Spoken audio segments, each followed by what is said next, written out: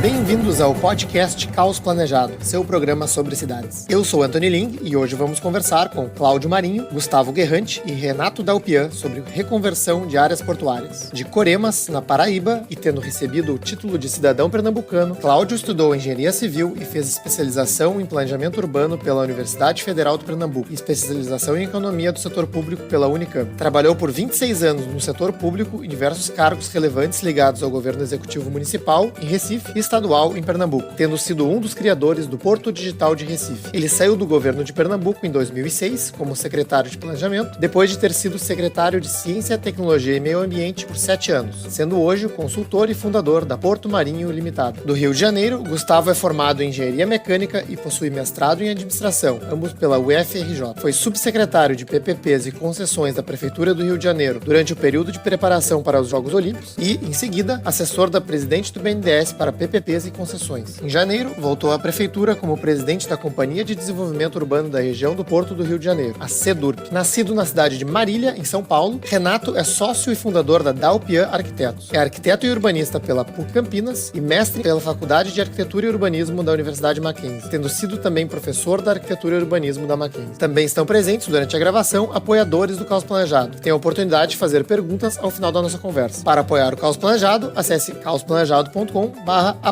Este episódio é oferecido pela Urbimi by OSPA, a primeira fintech de investimento imobiliário do Brasil e a maior comunidade de investidores imobiliários da América Latina. A partir de R$1.000 você já pode começar a investir, sem taxas e sem burocracia. Acesse www.urbi.me e saiba mais.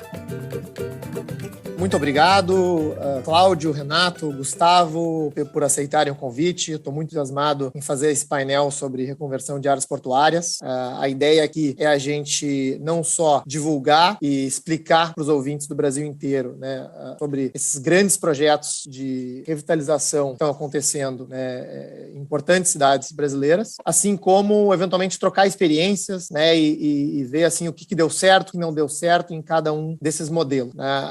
Então, a gente tem aqui os casos de Porto Alegre, Rio de Janeiro, Recife, 3 áreas portuárias desativadas, próximas das regiões centrais das cidades e que estão passando ou vão passar por grandes transformações urbanas. Então, eu queria começar a nossa conversa pedindo para cada um dos convidados explicar bem rapidamente, assim, 2 minutos. Eu sei que, enfim, vocês conseguiriam ficar falando muitas horas sobre cada um dos projetos, mas, assim, que região é da cidade, quando o projeto começou, né, no caso de Porto Alegre, né, em que pé está, né, porque ainda está em fase de projeto, e uma explicação rápida sobre que tipo de transformação essa reconversão está propondo. Então, de repente, a gente pode começar com o Cláudio, que, se eu não estou enganado, é o projeto mais antigo dos 3. Sim, antes de mais nada, obrigado pelo convite aqui no Caos Planejado. Um prazer e uma honra estar com vocês aqui, com você, Anthony, com o Renato, com o Gustavo e com os ouvintes. Em muito pouco tempo, o que é o Porto Digital do Recife, que é o projeto de revitalização do centro histórico do Recife e na ilha do Recife, onde nasceu a cidade lá no século XVII. O que é o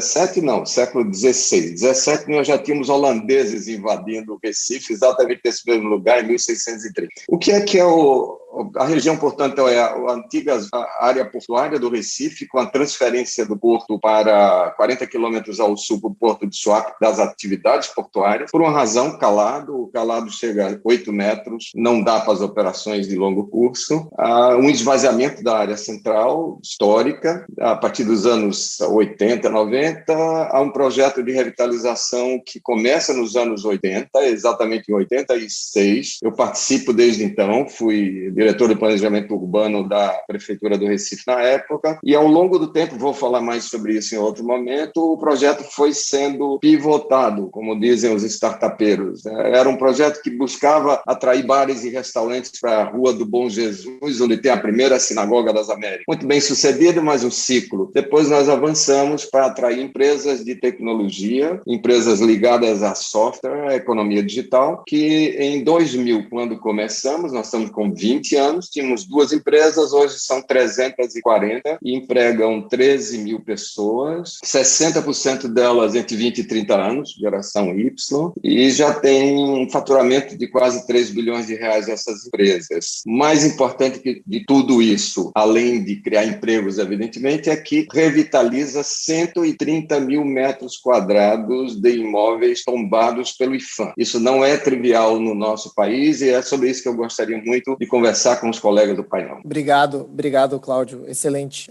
E vamos falar sobre essa reconversão, sim, logo em seguida. Gustavo, puder falar sobre Porto Maravilha? Boa tarde, Antônio. Boa tarde aos companheiros aí, aos colegas. É um prazer enorme estar aqui. Agradecer ao Bruno, né, que fez essa ponte e o convite. O projeto lá do Porto Maravilha começou em 2009, né, no Rio de Janeiro, com a criação não só da lei que criou, né, foi feita uma lei para criar esse projeto, ou seja, dar uma perenidade, como uma companhia de desenvolvimento urbano, que seria o braço público, né, definindo a estratégia, o uso, a ocupação, responsável por fiscalizar e operar essa operação urbana consorciada, que é a empresa que hoje eu dirijo, depois de voltar para a prefeitura da cidade. Eu trabalhei no período pré-olímpico, aí de 2009 a 2016, vi o projeto ser construído e agora retornei para essa companhia. Não era da companhia na ocasião, mas na época o Porto Maravilha, né, denominado Porto Maravilha, é uma região de 5 milhões de metros quadrados colados ao centro do Rio, que nunca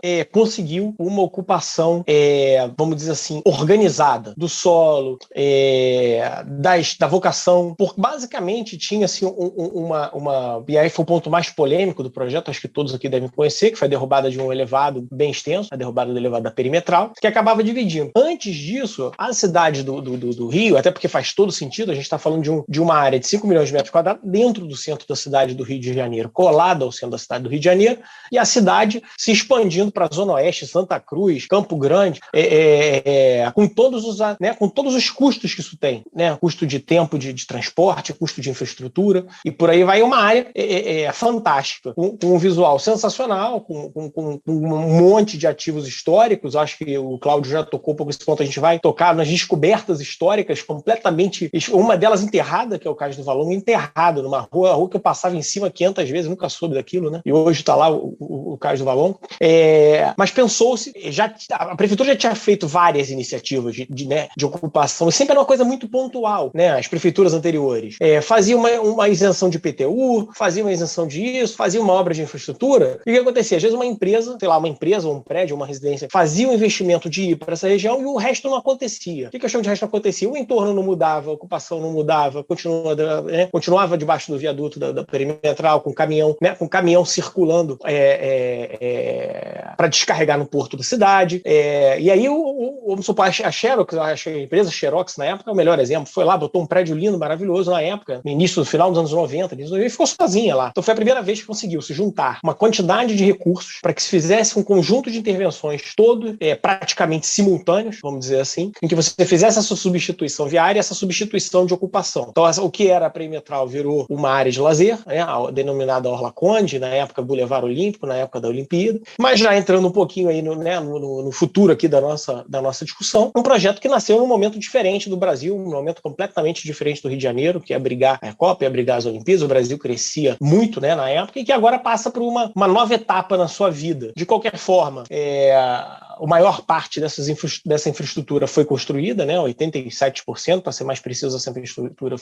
já foi feita. Ainda tem mais infra a fazer, mas já sentimos, né, já está ocupado, já criou-se um novo bairro e uma nova ocupação dentro da cidade.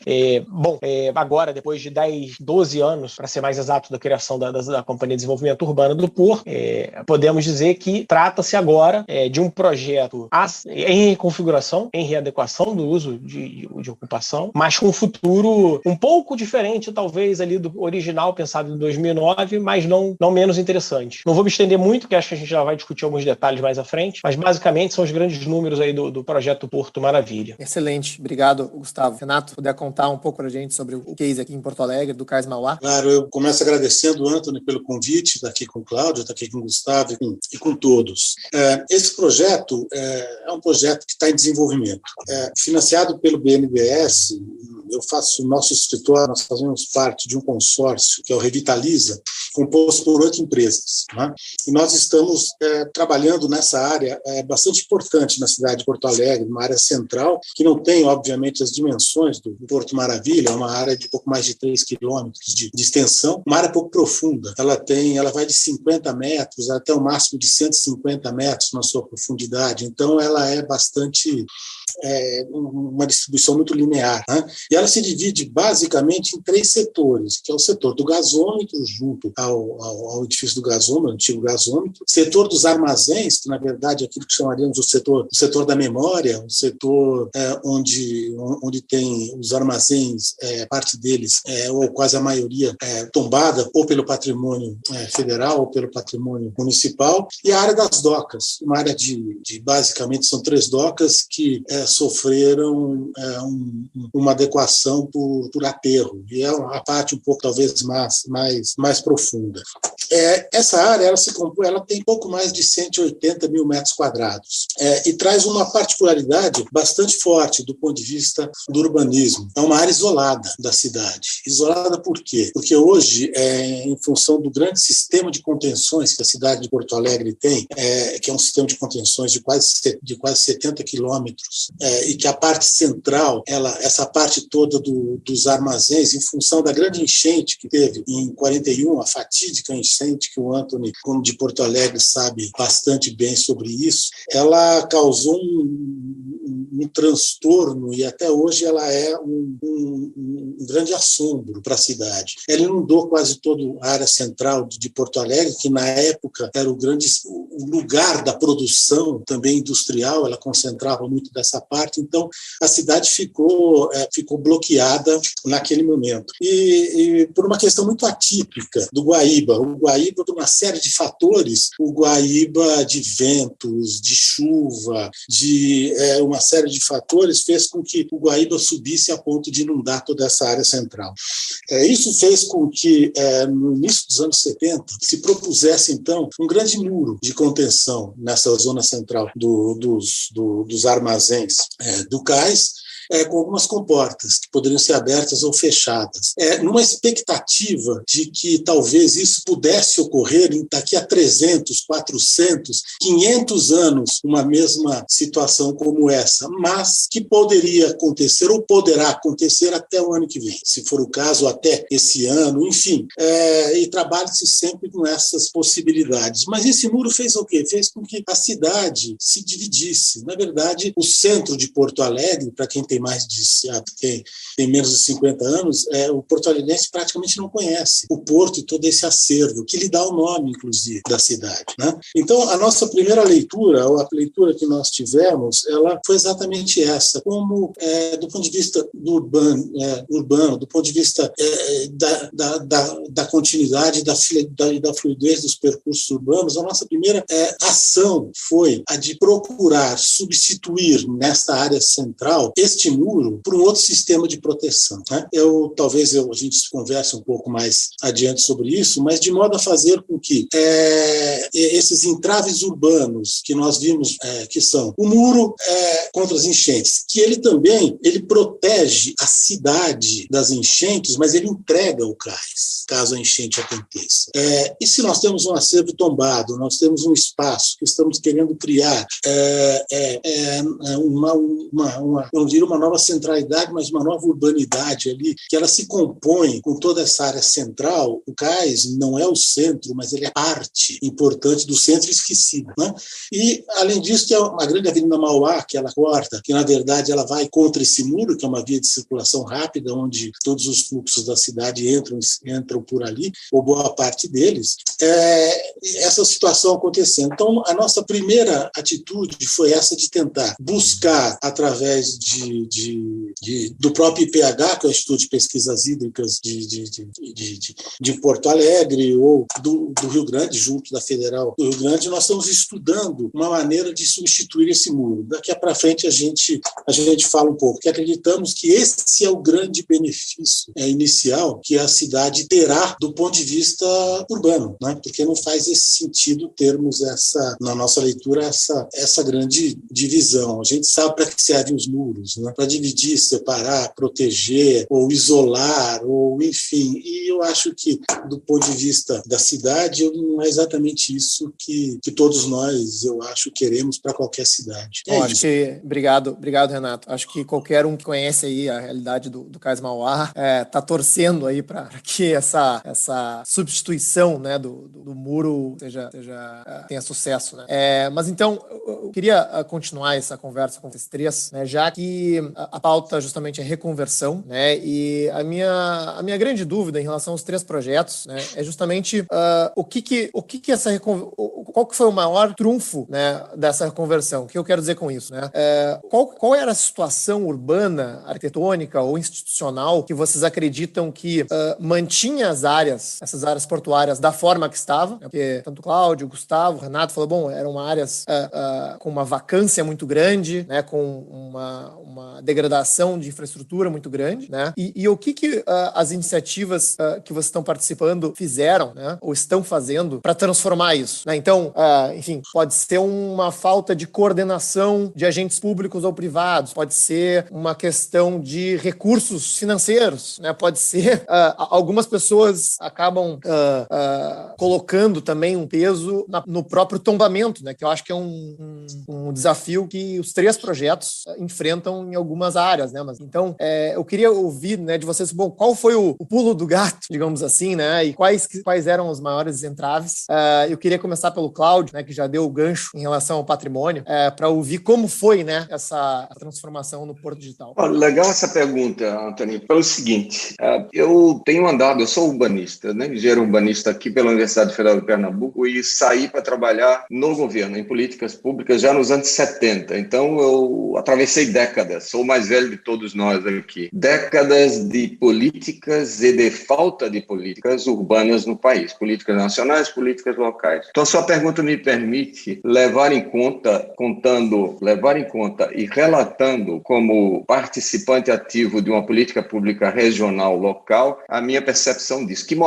Qual foi o pulo do gato? É o momento em que nós estávamos tendo uma convergência, isso nos anos 90, uma convergência de tecnologias que estavam nos levando ao mundo digital, ao que hoje, com a pandemia, com a aceleração que a pandemia trouxe para os processos de conversão de modelos de negócio para modelos de negócio físicos digitais, naquele momento, anos 90, estava a convergência fundamental entre a internet, a chegada da internet, os microcomputadores e a construção de uma infraestrutura nas universidades que tratava disso. Então, nós aproveitamos, e esse foi o pulo do gato, a convergência entre as tecnologias e as políticas acadêmicas de reconversão, primeiro, da formação acadêmica na área de tecnologia da informação. Veja que esse é um movimento aí e através de iniciativas de professores empreendedores, eu tenho que trazer aqui para o personograma, eu não gosto de trazer essa coisa para um nível de abstração muito alto, as lideranças dos professores da Universidade Federal de Pernambuco na área de informática, eu quero simbolizar com isso o professor de Silvio Meira, por exemplo, parceiro, amigo, irmão, desde os anos 90, em que começa a desenhar uma política de conexão entre a universidade e a evolução tecnológica e econômica da economia digital. E faz isso de uma forma bastante,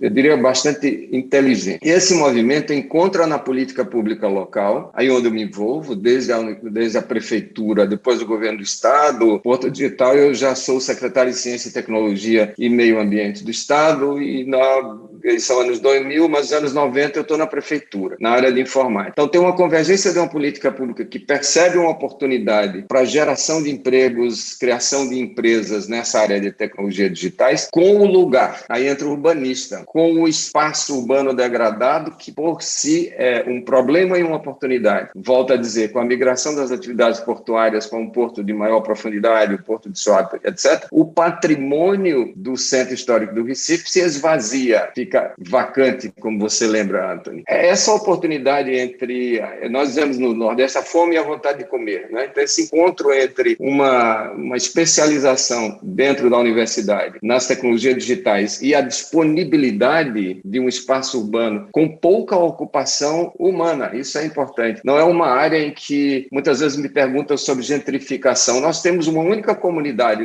na ilha do Recife que tem 300 famílias, é uma comunidade pobre que está lá desde o primeiro momento. Nós não temos ocupação de habitação nessas edificações históricas. Portanto, nós não temos o fenômeno da substituição, por exemplo. Então, essa oportunidade gerada pela vacância e pela migração do ensino acadêmico para tecnologias digitais com conexão ao mundo, internet, etc., nos permitiu fazer, aí a palavrinha que você usou tem todo sentido, uma reconversão dos imóveis portuários vacantes para o uso por empresas de serviços. Então, o pulo do gato é a escolha. Veja que eu falei na introdução de um momento em que nos anos 80 nós pensamos em bares e restaurantes. Deu certo enquanto durou, né? Bar é ponto, bar é moda. Então, nós tivemos 60 bares na parte histórica do Recife. Depois eles saem. No outro momento, nós começamos a atrair empresas. Tínhamos 2 de tecnologia. Temos 340. Então, foi um processo a partir do ano 2000 crescente, contínuo. E tem uma série de explicações. Uma delas, o próprio Renato e Gustavo, especialmente Gustavo, estava referindo aí pelo o estágio em que está o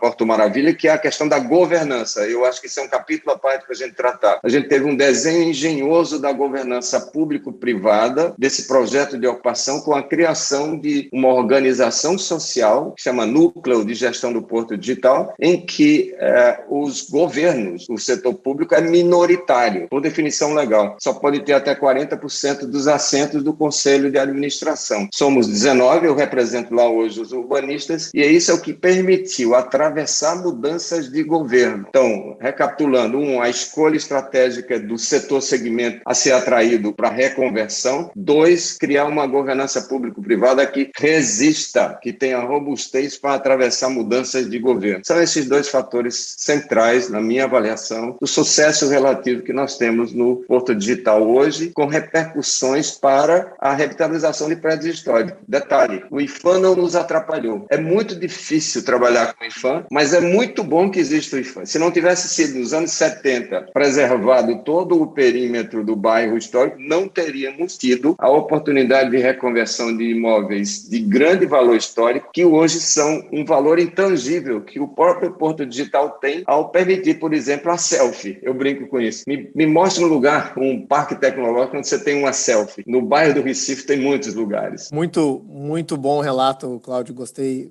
muito da sua avaliação e estou curioso para ouvir o Gustavo e o Renato. Gustavo? Vamos lá.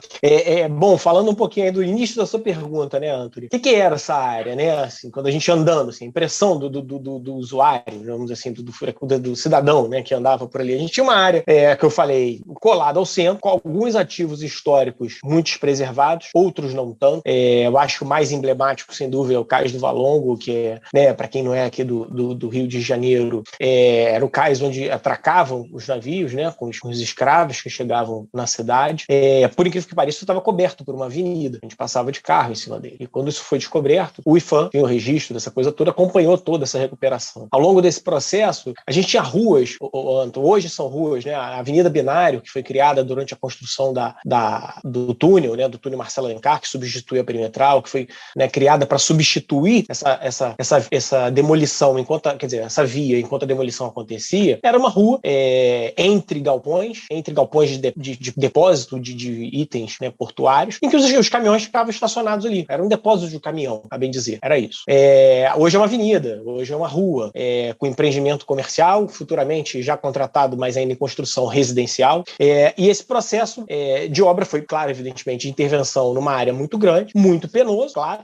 Tudo ali, pela natureza de portuária, a quantidade de pessoas trabalhando em arqueologia foi um negócio absolutamente insano. Mas hoje a gente tem todos esses materiais encontrados, estocados e catalogados para a futura instalação do Museu de História Negra em frente ao Cais do Valongo. Vai acontecer, ele vai ficar em frente ao Cais do Valongo por uma razão óbvia. Em frente ao Cais do Valongo a gente tem o Cais Dom Pedro, que já foi um armazém armazém, vamos dizer assim, de recebimento desses produtos. É muito interessante, na lateral dele você tem os antigos portões, o mar chegava até ali, hoje o mar está, a Baía de Guanabara está a pelo menos uns 500 metros de distância, porque é uma área basicamente aterrada, mas isso aconteceu porque conseguiu-se naquele momento, e aí vamos falar de convergência aí que o Cláudio já citou, houve uma convergência entre poderes federais, municipal e estadual, entre as três camadas, que se conversavam, e um aquecimento muito forte do setor imobiliário no Brasil e, finalmente, no Rio de Janeiro mais ainda. O Rio de Janeiro vivia um momento, de fato, único. Então, muito daqueles recursos, e aí podemos usar de exemplo também o Parque Olímpico, né, que basicamente foi feito integralmente com recursos privados, aproveitando-se de benefícios para a construção civil, resolveu investir antecipadamente. Hoje, já naquela época, tinha, até porque você precisa uma área muito extensa, de terrenos muito grandes, com uma oferta de potencial construtivo absurdamente alto, porque esse potencial construtivo, né, que permitiu com que se captasse essa quantidade de recursos toda de uma vez. Para quem não é familiarizado com o mecanismo de capitalização lá de captação financeira do Porto Maravilha, basicamente o que fez foi mudar a lei de uso e ocupação do solo, dando um acréscimo de potencial construtivo, e esse acréscimo de potencial construtivo transformado em certificados de potencial adicional. Se você vai construir e passar daquele potencial adicional, você compra esses títulos. Esses títulos remuneram a operação. A gente está falando naquela ocasião, evidentemente, o metro quadrado do Rio de Janeiro era absurdamente alto. O Rio de Janeiro nunca deixou de ser barato, né? A questão do metro quadrado de construção aqui do preço da terra é um absurdo, sempre foi muito alto, mas naquela época ele era mais alto ainda, por incrível que pareça. Permitiu que se captasse essa quantidade integral de recursos numa única vez para, basicamente, em 6 anos, se fazer os 85% de toda essa infraestrutura. E aí estamos falando dos 3,5 km da área de lazer, do Boulevard Olímpico, né, da Orla Conde, os 8 km de túnel, são 3 túneis, um deles bastante interessante, Marcelo Alencar, que é um túnel basicamente um submarino, né, porque ele está 40 metros abaixo do nível da Baía de Guanabara, e a requalificação, 20 km de rede de drenagem, toda a rede de telecom substituída do zero, rede de esgotamento sanitário do zero, já pronta para receber essa nova ocupação. Evidentemente que o Rio de Janeiro tinha, nessa área comercial, vamos dizer assim, nas famosas lajes comerciais, uma carência imensa, principalmente aquela carência de boa qualidade, né, de moderno, etc. E tal, que esse foi um primeiro pulo da ocupação, né? Porque o preço do metro quadrado é vendido a um valor mais interessante, o empreendedor normalmente salta primeiro. Hoje, o que está acontecendo é uma inversão dessa ocupação, né? A questão comercial ainda tem uma grande, né, não dá para fazer o exame de futurologia aqui, uma grande dúvida, ou seja, o que será disso? As grandes lajes comerciais vão continuar tendo essa ocupação toda, vai continuar tendo esse valor todo, as pessoas vão ter necessidade, uma empresa ter necessidade de 3 mil metros quadrados num único andar para trabalhar, etc. Essa é uma grande dúvida. E o investidor que veio lá atrás, né, só melhorou, vamos dizer assim, a ocupação do prédio nesse momento, mas por outro lado, percebeu-se que você está numa área colada ao centro da cidade, com um transporte moderno, interligando essa região com a área central da cidade e aos principais modais. E aí estamos falando de barca, metrô, trem metropolitano, aeroporto Santos Dumont, muito próximo ao centro, com um preço interessante para moradia. Então, assim, hoje, desde o início aí do meu mandato lá, que são de janeiro para cá, são 8 meses aí, todas as procuras por ocupações, desde janeiro até hoje, foram 100% residenciais. A gente não teve uma procura ainda de um projeto comercial, tem um que já estava em andamento, que ele apenas continuou, mas novos empreendimentos, 100% residencial. O que a gente está falando? A gente está falando de mais de 2.000 moradias, novas moradias na região, já contratadas. Outras 2.500 em negociação. Se a gente leva em consideração aí que as famílias diminuíram, 2, 3 pessoas por família, a gente está falando aí já de 7.500 a 8.000 novas pessoas habitando a região num prazo de mais ou menos 2 anos e meio, 3, numa região que tem 40 mil habitantes. Então, assim, era uma região, assim como o Cláudio também mencionou do Porto, lá do Porto de Recife, cuja ocupação humana era muito pequena. Você tinha ali poucas pessoas que moram ainda hoje, ali perto da Praça Mauá, ou na própria Providência, no Morro da Conceição, mas se a gente falar do tamanho da área que a gente está falando, a gente ter 40 mil habitantes, é muito pouco. E poucos circulavam nesses lugares, porque também não tinha por onde circular. O que a gente busca agora, né, com a pandemia, assim que a pandemia nos permitir, né, que aquele lugar volte a ser um lugar de atração da cidade. De fato, o bar ajuda, o restaurante ajuda, mas ele não resolve. Porque ele não traz a pessoa ficar 24 horas lá. A gente quer que o cara more, trabalhe e estude lá. Então, assim, um dos nossos, né, o que a gente está buscando né, incansavelmente trazer para a região? Escola, serviço, hospital e universidade. São coisas que estão sempre gente circulando. Universidade é gente jovem que atrai, que compra, né, que compra um lugar novo, compra esse astral, né, de uma cidade, de um pedaço novo da cidade. Você tinha ali uma Praça Mauá, e ali perto da Praça Mauá morava muita gente, desculpa, não vou me estender muito mais, que era um lugar que ninguém ia. A Praça Mauá simplesmente ninguém ia. Ela era... Eu sei porque eu trabalhei no edifício, para quem conhece bem o Rio de Janeiro, que é colada à Praça Mauá, a Rio Branco número 1, Avenida Rio Branco número 1. Se você saía do prédio, olhava para a direita, era um viaduto, um negócio escuro embaixo, ninguém passava. Para Rio Branco, o pessoal até ia para o outro lado, pro lado esquerdo, em direção ao centro. Para cá, ninguém ia, nem olhava, porque, lugar escuro, esquisito e tal. Hoje é uma praça imensa, com os 2 museus, com o mar, com o Museu da Manhã. Enfim, de fato, mudou o local. Ainda tem essa ocupação, ela não leva 5, 2, 3, 4 anos, é uma ocupação que ela cresce aí gradativamente. Quando a gente bota residencial, essas pessoas vão ficar 24 horas lá. Não, excelente. Faz todo sentido, Gustavo. E eu vou retomar esse assunto do uso em seguida. Eu queria perguntar para o Renato, né? O Renato falou aí sobre a questão do muro, no caso do Cais Mauá, né? Um fator muito relevante como um entrave, digamos assim, ao redesenvolvimento. E eu queria te perguntar se tem algum outro fator que você tenha achado relevante e, se você puder comentar, né? Sei que, enfim, você entra, né, na parte de arquitetura e urbanismo, mas esse consórcio que está atuando agora já é, digamos assim, a segunda tentativa do nosso governo do estado na reconversão do cais, né? E o Cláudio e o Gustavo falaram sobre governança, sobre a continuidade, né, da gestão dessa área, e eu queria perguntar para você se você tem, né, alguma informação de como isso está sendo desenhado agora e qual que é a expectativa, né, de levar isso adiante, né, dando certo o projeto. A última das tentativas ela é de 2004. Na verdade, desde os anos 90, que já se promoveu concurso de arquitetura para tentar criar um novo modelo de ocupação para essa área do cais. Mas esse último modelo ele sofreu uma série de críticas, né? E tem alguns pontos que talvez você saiba bem, em função da sua ocupação, tá? O que nós, no consórcio, e nós aqui, como arquitetos, procuramos fazer? Do ponto de vista do consórcio, ouvir, primeiro, e não se tentar trabalhar ou não se trabalhar dentro daquela situação de cima para baixo, mas conversar com a sociedade organizada, conversar com o cidadão, com o morador de entorno, através de workshops que foram criados, né? Ou mesmo com os comerciantes, com os possíveis investidores na área. Então, buscar uma conversa muito direta com todos esses segmentos da sociedade, que são importantes. Da nossa parte, como arquitetos, nós buscamos os nossos, inicialmente. Os nossos, ou os meus, quais são? São os arquitetos, é o próprio IAB, o próprio CAL, o ambiente acadêmico, onde eu já frequentei por 2 décadas, praticamente, que eu acho importantíssimo a gente abrir esse contato, para compreender quais foram os pontos positivos e quais foram os pontos negativos e críticos do projeto anterior, né?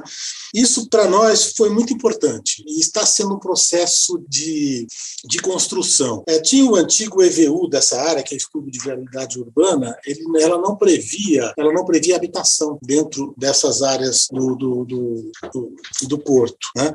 Nós achamos isso importante do ponto de vista da arquitetura. Depois existe uma segunda situação, que é do ponto de vista da estruturação imobiliária, que, na verdade, são convergentes essas duas leituras.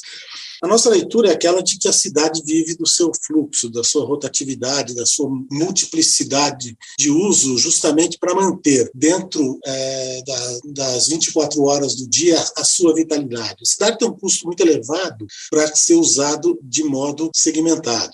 Afinal de contas, o que cidade é um lugar onde vivemos, onde trabalhamos, onde nos aculturamos, onde consumimos, onde nos aculturamos, eu falei, onde buscamos, nos encontramos, nos divertimos, é o espaço do encontro. E esse encontro mesmo, esse grande palco, acreditamos que seja o espaço público, né?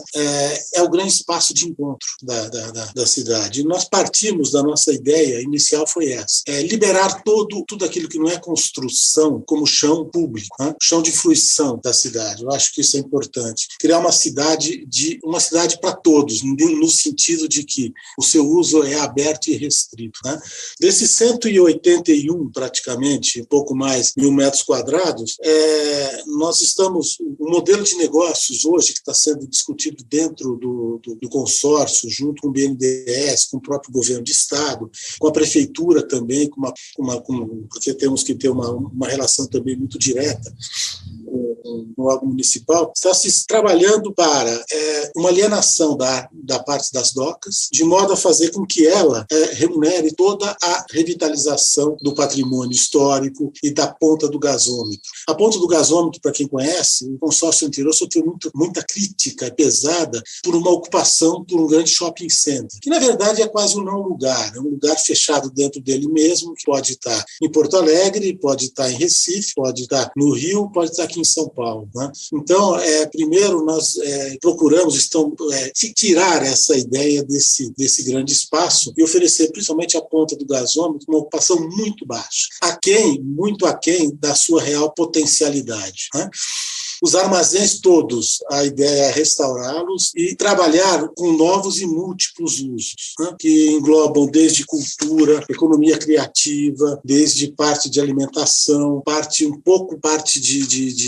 de comércio e serviços mais pequena ali dentro dessa estrutura, e as 3 docas serem ocupadas por habitação, que a gente acha muito importante, por serviços, por um pouco de comércio e parte delas por uma área também de cultura, uma vez que a gente tem na 3ª doca maior delas um antigo frigorífico que, se ele não é tombado, ele é inventariado. E uma praça também, a Edgar Schneider, que tem ali alguns elementos tombados pelo patrimônio municipal, né? Então, estamos procurando resgatar a memória, que ela é fundamental nas relações urbanas, resgatar os armazéns na sua estrutura, embora não sejam, a gente sabe disso, o patrimônio industrial ele não é rico do ponto de vista arquitetônico, quase todo ele, principalmente esses de áreas portuárias, mas do ponto de vista da memória da cidade, eles são muito importantes, né? Então, essa manutenção, para nós, como arquitetos, é fundamental. E para nós, como consórcio, também está se caminhando para um modelo que não está fechado, mas ele se caminha um pouco para esse tipo de situação, né? Quanto a esses novos elementos de proteção, só voltando para ele rapidamente, eu não quero tomar muito tempo, ao longo dessa área do cais, nós temos 2 elementos muito fortes: esse muro de proteção, que ele é longo, e o próprio Transurb, que é o trem que ele tem uma estação central na frente do mercado municipal, da Praça do Mercado, que ele também é uma barreira muito forte para essa parte, principalmente das docas, esse último dos setores ali, à direita de quem olha da cidade para o Guaíba, né? O muro nós estamos conseguindo através de algumas situações. A nossa proposta é ligeiramente erguer a borda do muro, a borda do cais todo, de modo a, primeiro, não se perder, obviamente, se erguer 1 metro e pouco, para não se perder as perspectivas do cais para o Guaíba e do Guaíba para o cais e para a cidade, criar essa possibilidade desses fluxos todos entrarem, desses fluxos urbanos entrarem para dentro do cais, e criar também alguns elementos móveis de proteção que possam ser, em caso de necessidade, quando instalados, garantirem a mesma eficiência que hoje o muro de 3 metros de altura ele garante, né? Então, nós estamos trabalhando dentro dessa situação, mas fundamentalmente para nós o que é importante é pensar na ideia do chão público, na ideia do espaço para todos e, obviamente, de uma ocupação que ela possa ser mais abrangente possível, né? Então, do ponto de vista da arquitetura, do ponto de vista da estruturação imobiliária, da remuneração mesmo, da operação, eu acho que está tendo uma leitura muito, muito casada, né? Não, legal. Obrigado, Renato. Até já respondeu várias curiosidades pessoais minhas em relação ao projeto. Então, acho que para falar um pouco mais sobre o uso, né? Até o Mário, um dos nossos apoiadores, Anderson fez uma pergunta em relação ao programa de necessidades, né? Olhando para essas áreas, né? Assim, pensando no dia zero aí dos projetos, né? Tanto no Porto Digital, no Porto Maravilha. Como que foi pensado, né, essa questão de, se tem um zoneamento na área, tipo de uso vai se dar nos galpões, né? O Renato já falou alguma coisa sobre pesquisas e ouvir a população, né? O Cláudio comentou a respeito desse crescimento, né, da indústria digital na época que o Porto Digital estava sendo concebido, né? Mas a minha dúvida é assim, né, e aí talvez uma provocação, né, para ouvir de vocês três, por que não deixar, né, já que a gente se tinha uma vacância, né, por que não deixar, enfim, se uma farmácia quiser se instalar, ou se alguém quiser transformar num edifício residencial, pode ser um edifício residencial, né, se alguém quiser colocar um restaurante, pode colocar um restaurante, enfim, talvez na largada, né, essa conceituação do programa seja mais importante para gerar atratividade, mas aí a minha pergunta também é, e o depois, né?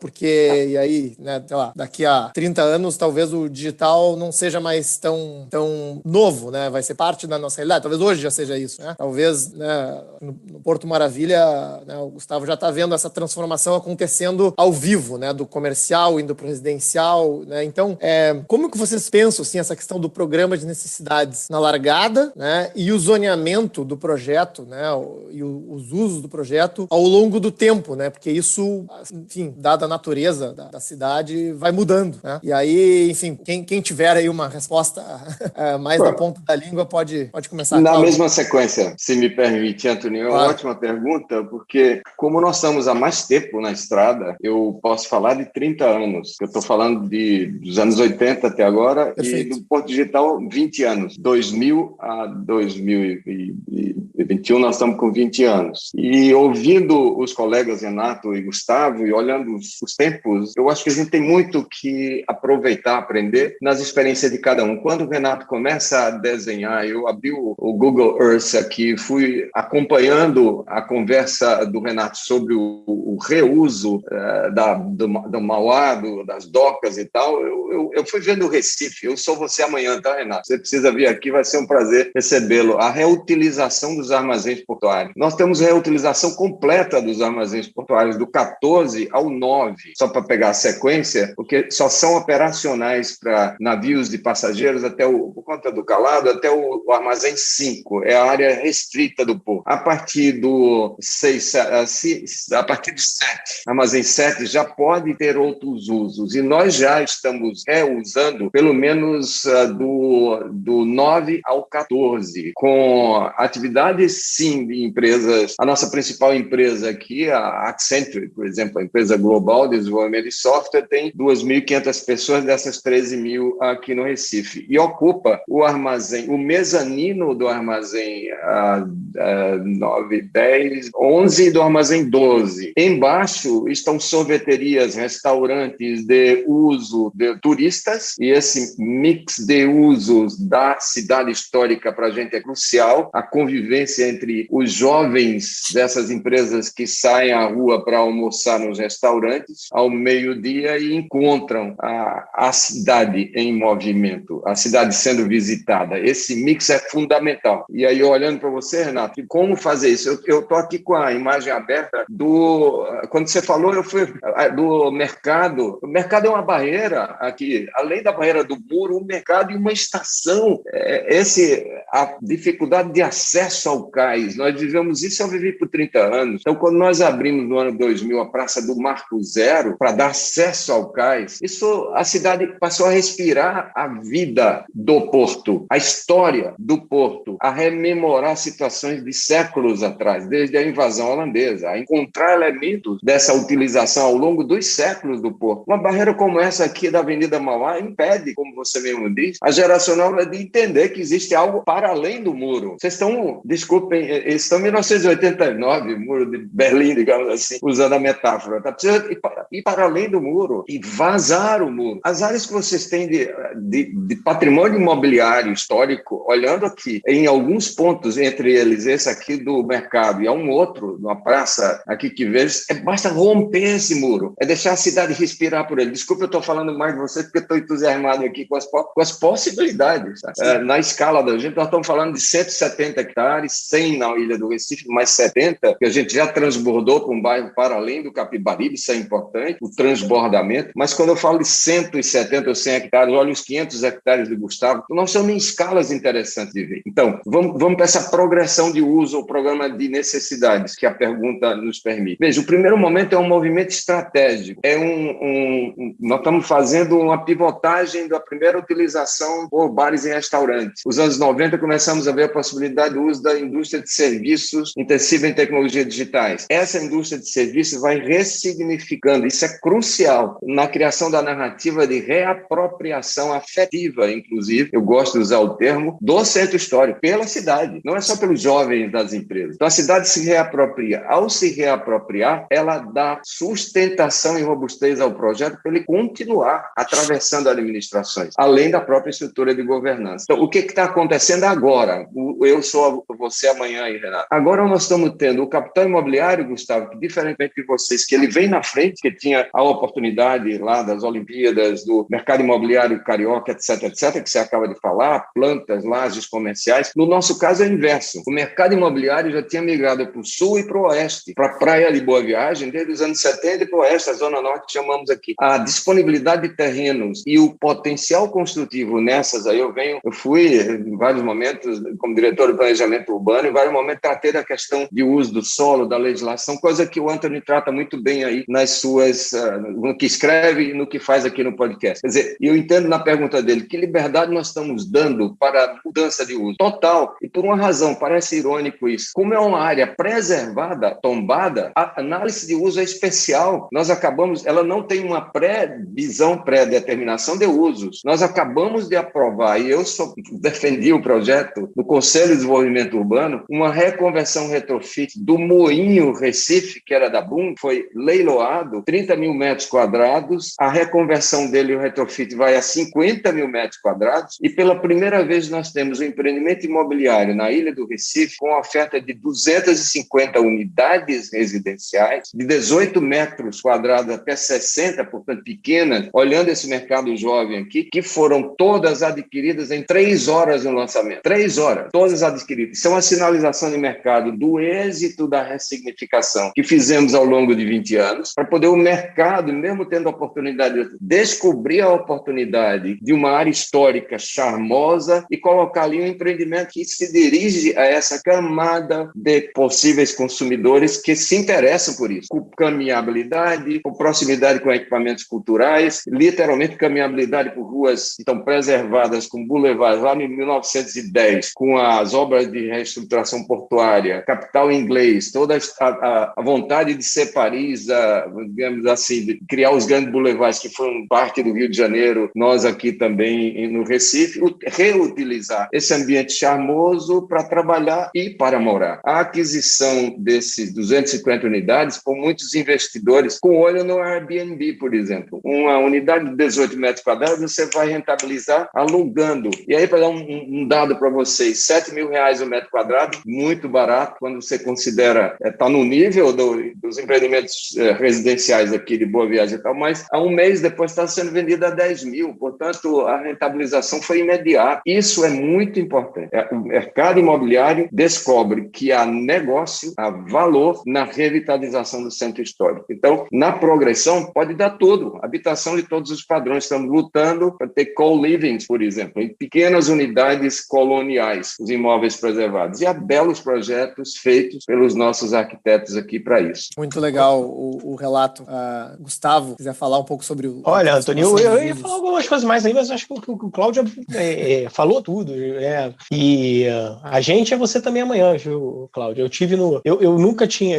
Quando eu trabalhava na prefeitura, na primeira experiência, em 2009, 2010, eu tive uma reunião com uma empresa, e uma empresa de tecnologia, e ela se apresentou como eu sou uma empresa do Porto Digital de Recife. Que bom. E eu já tinha ouvido falar, mas assim, era completa ignorância minha, não tinha mais vaga noção na profundidade do que seria. Até que eu pude visitar em 2013, se eu não me engano, 12, 13 mais ou menos, e desde então não fui de novo. Acho que é hora de...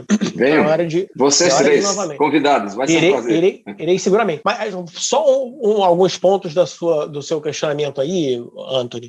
Existe o plano de necessidade? Existe aquilo que você define ali no início do projeto, que você estuda, que você estrutura, que você projeta. Tem os requisitos básicos que você quer, né, que quer que seja estendido, ou seja, se é uma cidade que tem deficiência de moradia, você precisa de moradia num determinado padrão. Se é uma cidade que tem muito ativo histórico, você tem que ter um X voltado para a preservação histórica.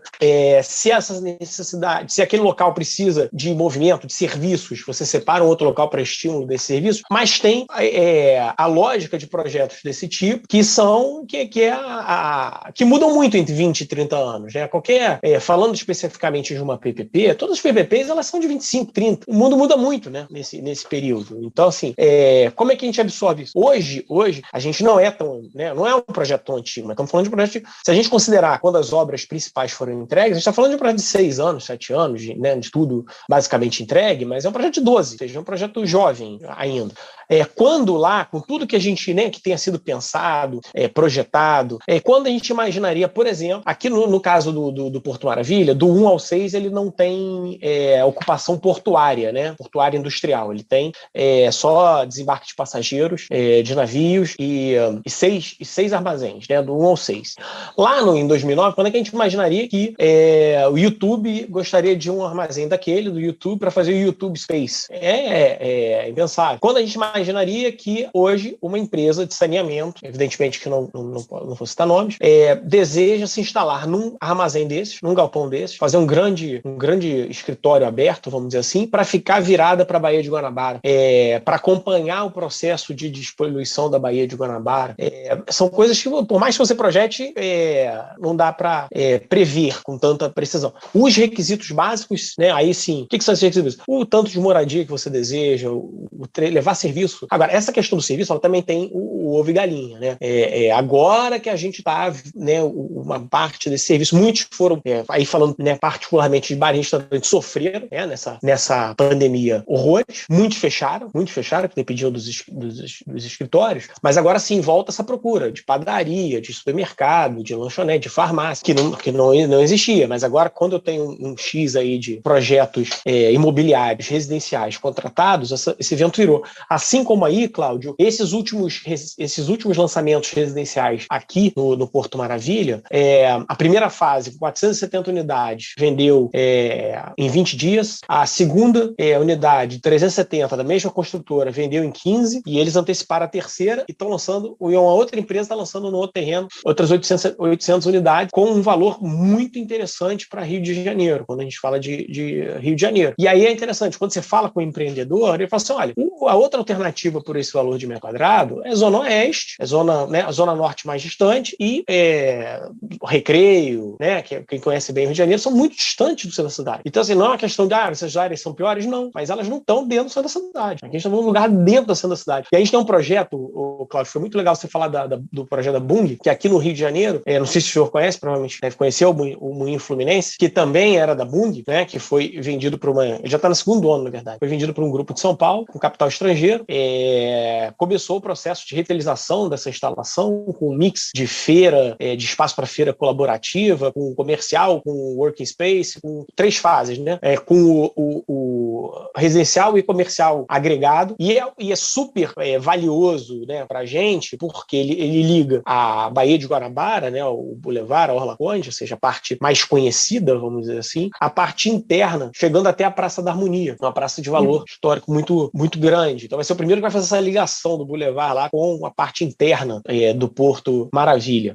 Acho que do começo, e aí essa liberdade, o Anthony, aquilo, voltando à questão dos requisitos. Os requisitos estavam lá definidos. Define aquilo que você precisa de requisito, de exigência. Agora deixa a liberdade, inclusive, às vezes até da própria volumetria, o tipo de utilização, que isso acaba mudando com o tempo. Perfeito.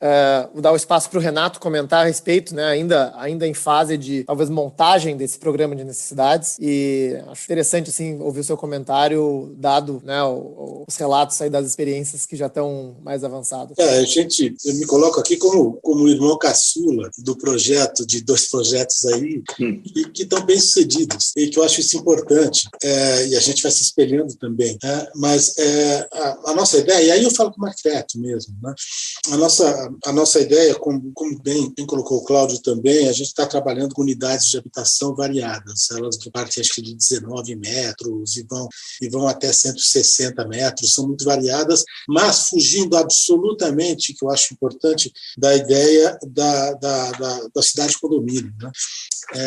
O espaço de encontro é a própria cidade, né? Por isso que nós sempre enfatizamos a ideia do chão público, não se trabalhar com espaços de lazer, de encontro que sejam restritos ou dentro desses condomínios, mas justamente potencializar o chão da cidade, né? E estamos trabalhando numa área que ela é muito atípica. É muito difícil você buscar exemplos para tentar justificar essa ocupação. Tem que se ter um grau também de risco quando se aposta em situações como essa. E sabemos isso, porque não é que estamos trabalhando dentro de uma estrutura fundiária convencional da cidade, que a gente vai lá, vamos dividir em tantos lotes, fazer isso e vamos começar a trabalhar dentro daquilo que se procurou compreender do lugar, de modo a viabilizar esse empreendimento, se a gente pode chamar assim. Não, ali é uma questão muito atípica e muito diversa, e por vezes de um convencimento muito grande da nossa parte para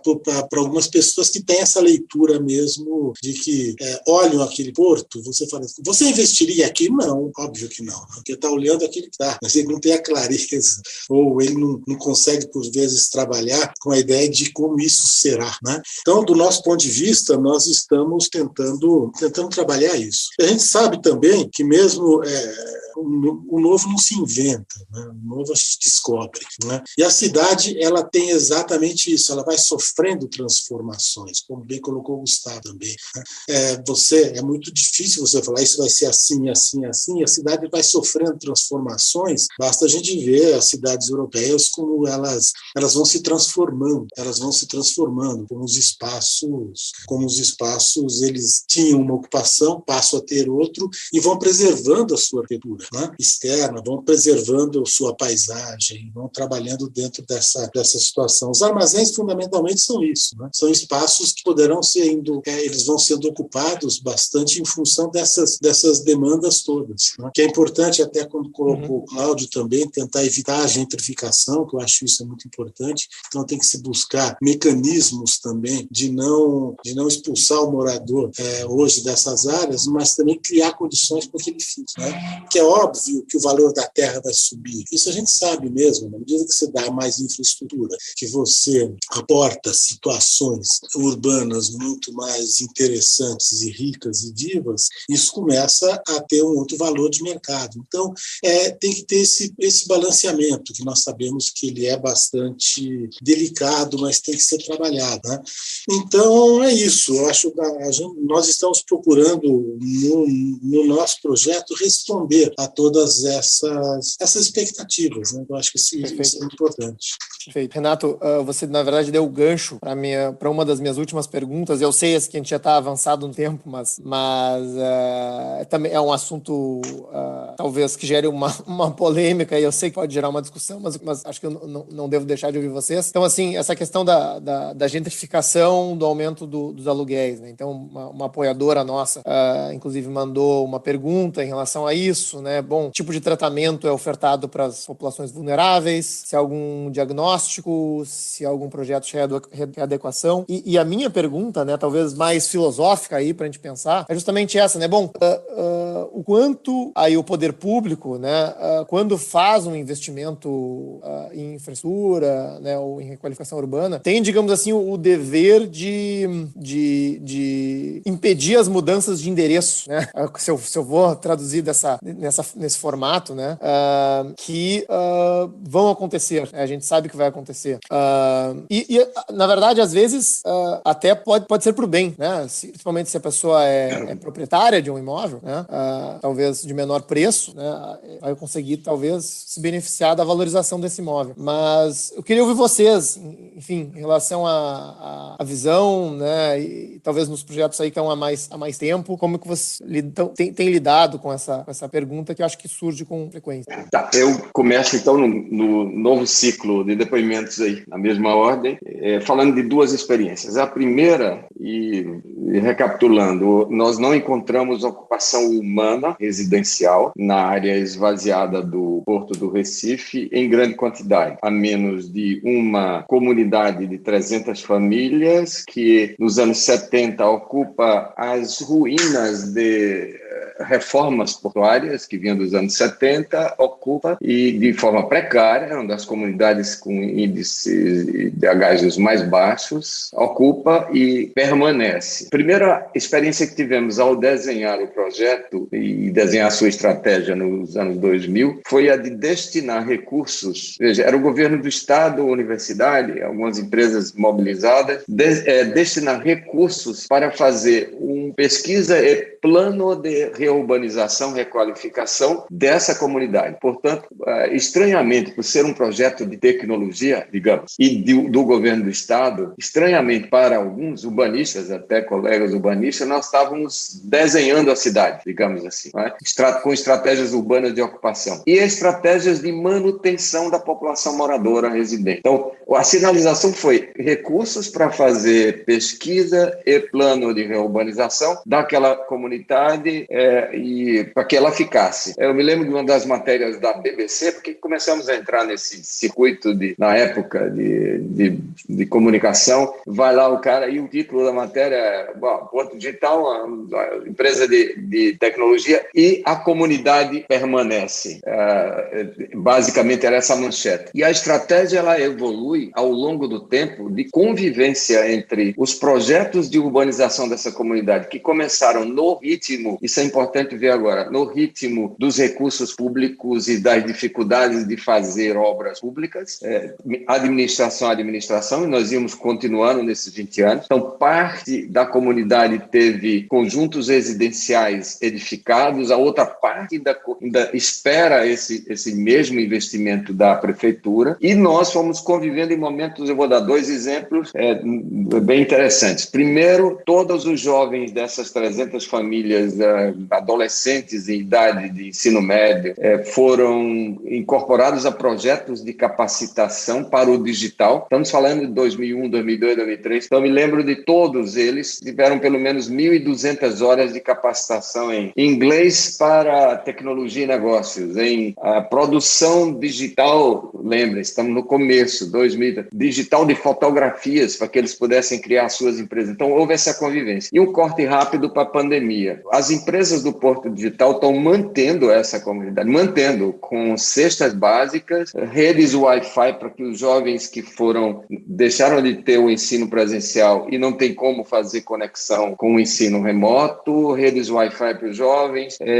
O principal venue de encontros da comunidade de tecnologia lá, que chama o Apolo, Rua Apolo 235, que é um prédio restaurado, colonial restaurado, que ganhou o prêmio do IFAM, por exemplo, pela qualidade da restauração. O auditório de 80 lugares é o posto de vacinação da Covid com o maior número de vacinados dia. Então, e todo ele é financiado pelas empresas do Porto Digital. E não é exclusivo para os colaboradores do Porto Digital, é para a cidade. Quem administra é a prefeitura. Então, essa relação de vizinhança com a comunidade é um exemplo que eu quero dar. E o segundo tem a ver com levar isso à escala bem maior. Agora, eu já dei exemplo do capital imobiliário investindo e buscando faixas de rendas intermediárias, portanto, vou dar um outro exemplo agora, e com isso eu concluo, por conta do tempo, que é o BNDES acaba de contratar o núcleo de gestão do Porto Digital, e esse é interessante depois, Renato, conversar, porque já que envolve com vocês aí também, para modelar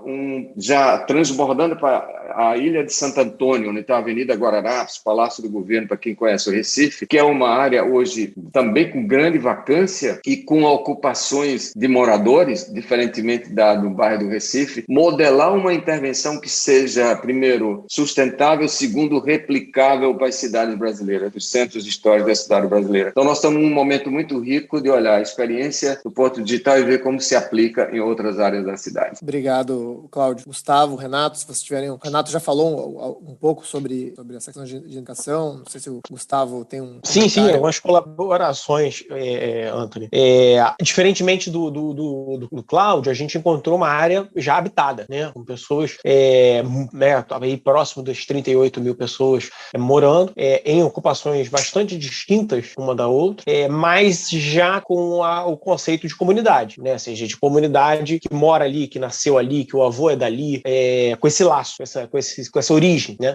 Evidentemente que algumas se interessam quando há uma mudança dessa ocupação, em eventualmente sair, vender, mas não é o grosso. Do nosso aspecto público, né, do aspecto como gestora, parte pública desse projeto, cabe a gente, se a gente levou uma melhoria na infra, levar uma melhoria conjunta, e passa, inclusive, pela empregabilidade dessas pessoas. Então, um dos braços nossos lá da CEDURP é justamente conseguir fazer essa ponte com empresas que estão entrando, eventos que acontecem na região do Porto Maravilha, que a mão de obra seja majoritariamente da região. Até porque essa pessoa não sai dali, ela vai trabalhar ali, ela não vai pegar transporte público, possivelmente, menos um custo e muito mais conforto. Do ponto de vista da habitação, a gente tem uma característica ali, o Anthony, Cláudio e Renato, que dificilmente muitas dessas pessoas vão querer sair e dificilmente aquela habitação ela vai ser demolida, vamos dizer assim, para a construção de uma grande. Então, porque você tem lá a faixa de área, né, de proteção, no caso ali do centro, denominada área das sagas, né, que não vai mudar o tipo de ocupação do solo. O que tenta-se fazer, claro que isso às vezes tem algum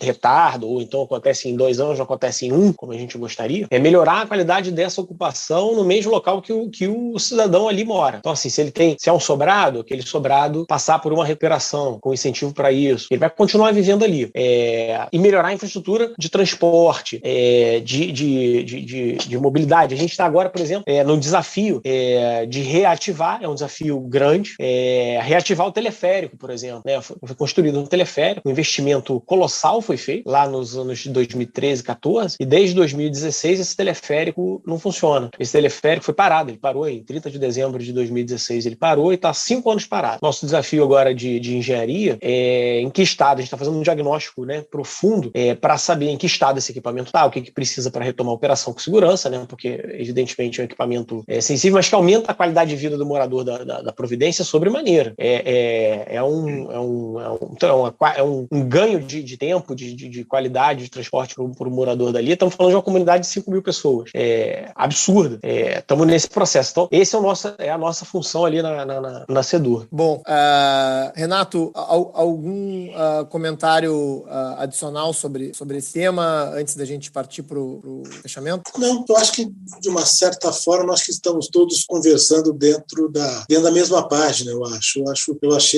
Eu agradeço bastante também o Cláudio, eu acho que as colocações dele, mesmo o trabalho que está sendo desenvolvido no Recife, é muito interessante, e a gente está agora mesmo com essa ideia de que as cidades têm que ser ocupadas, reutilizadas, a ideia do retrofit num país muito novo de memória. Então, nós não temos essa situação como corriqueira, né? Mas que é muito importante, eu acho, a gente reativar áreas que tinham ocupações anteriores, principalmente essas áreas portuárias, que pela própria dinâmica elas foram perdendo a sua importância, porque foram em função da sua dimensão, em função da dinâmica dos transportes mesmo, isso começou a se modificar, né? E buscar novas atividades que elas respondam às necessidades contemporâneas. Eu acho isso muito, muito importante. Eu termino até parabenizando mesmo, Cláudio,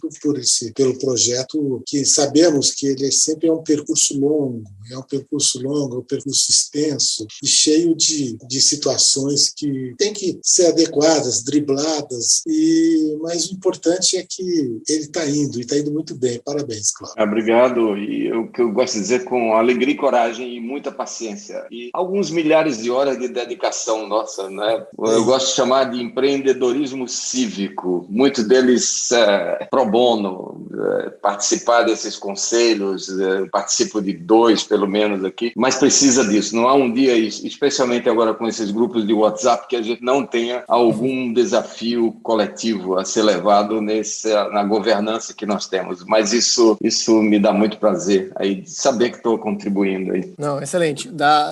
Acho que para mim é muito inspirador ouvir os três projetos transformando áreas importantes das suas cidades, né, e como vocês falaram, num longo prazo. Agradeço a presença dos três, né, eu achei pessoalmente rica com a troca de ideias entre os três projetos, espero que vocês tenham gostado. Apenas meu agradecimento e meus parabéns à participação de vocês. Eu agradeço imensamente, eu vou pedir ao Bruno os contatos dos colegas Cláudio, Renato e o seu, e assim que a pandemia me permitir, eu vou visitar esses locais. Vai ser um prazer, será bem-vindo. Obrigado, Anthony, prazer, Renato, conhecê-los. Obrigado também, um grande prazer, agradeço mais uma vez pelo convite. Nesse episódio, conversamos com Cláudio Marinho, Gustavo Guerrante e Renato Dalpian. Na descrição desse episódio, você encontra o link para as referências citadas ao longo da conversa. E se você gostou desse conteúdo e é um amante de cidades, seja apoiador do Caos Planejado. Visite caosplanejado.com para conferir centenas de artigos e todo o conteúdo que produzimos e faça uma doação para apoiar o nosso trabalho, para nos ajudar a levar essa conversa a um número cada vez maior de pessoas. Com doações a partir de R$ 25,00 por mês, você participa ao vivo das gravações do podcast, tem acesso ao nosso grupo exclusivo no WhatsApp, a nossa biblioteca virtual com centenas de artigos e muitas outras vantagens. A nossa edição de som é feita pelo Cristiano Botafogo. Obrigado por ouvir o podcast Caos Planejado e espero vocês no próximo episódio. Este episódio é oferecido pela Urbimi by OSPA, a primeira fintech de investimento imobiliário do Brasil e a maior comunidade de investidores imobiliários da América Latina. A partir de R$ 1.000 você já pode começar a investir, sem taxas e sem burocracia. Acesse www.urbi.me e saiba mais.